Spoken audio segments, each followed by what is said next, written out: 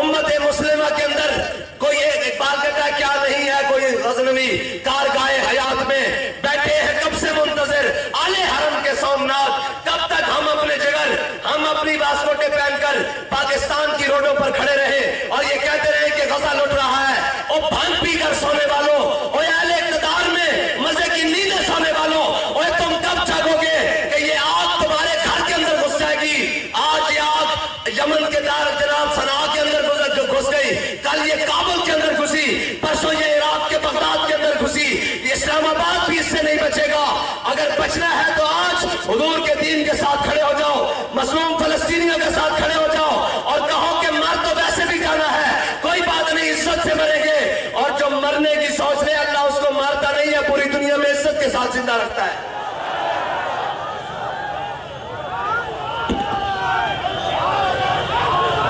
और रही इन ब्रांडों की बात, इन ब्रांडों में तुम नारे शेर हैं और कारोबारी लोगों ने भी कभी जंगे की हैं यार। अफसोस तो ये बात है कि जनाब मुल्क के ऊपर मुसल्लत है लोहार, जिनका ना सियासत से ताल्लुक है। अभी मुझसे सहाफी पूछ रहे थे कि आप वफाकी और सूबाई हुकूमत के बारे में क्या कहते हैं। मैंने कहा यार रमजान का महीना चल रहा है और कोई चोर या डाकू उठे और वो एक इलाके से पूरे जनाब इलाके से चोरी करे और चोरी करके कहे कि मैंने ज़कात बांटनी है फला वक्त में फला जगह, क्या उसकी ज़कात होगी? ये तो खुद चोरी की हुकूमत और चोरी की चीजों से बैठे हुए हैं। इन बेचारों की हुकूमत और इनकी हैसियत क्या है? ये तो बूट पालशी किस्म के। और जनाब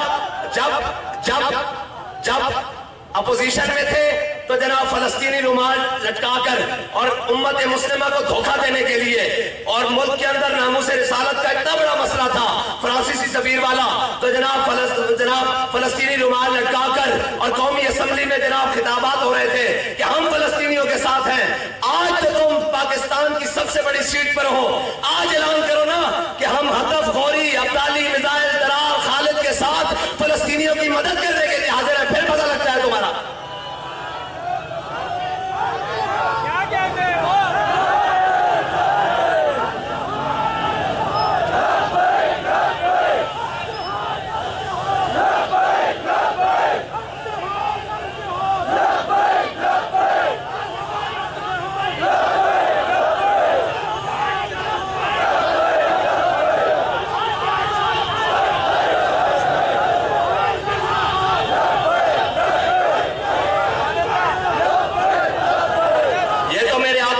सुन्नत है कि मजलूम पर जुल्म हो तो मेरे आका मौला रोजे की हालत में लश्कर लेकर फतह मक्का की जानिब चल पड़े और मकाम अरज पर हुजूर अपनी उम्मत की तालीमी उम्मत के लिए कपड़े गीले कर करके अपने सर पर दें कि मेरी उम्मत रोजे रखे हुए हो, अगर मजलूम की बारी आ जाए तो रोजे की हालत में उनकी मदद के लिए चल पड़ना।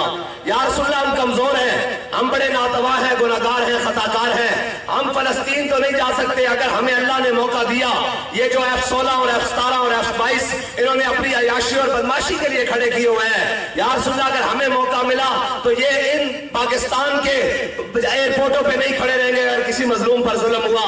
ये उसके जनाब ऐसे मौके पर पहुंचेंगे कि ज़ईफ अगर नजर पड़े रसूल का जमाल बन और जालिम अगर आए नजर कहरे जुल जलाल बन। खुदा के आगे सर झुका कि सरकशों का सर झुके, कज़ा सितम गौरों की हो सितम ज़दों की ढाल बन।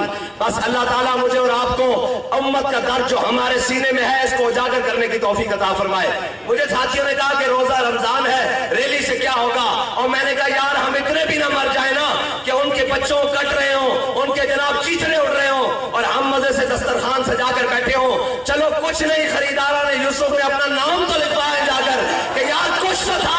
हम रोजे की हालत में पाकिस्तान के रोड पर ये खड़े होकर कह रहे थे क्यों फलस्तीनियों तुम्हारी अजमत को भी सलाम पेश करते हैं, तुम्हारी जुर्रत को भी सलाम पेश करते हैं, तुम्हारी नस्लों को भी सलाम पेश करते हैं, तुम्हारी वफा को भी सलाम पेश करते हैं।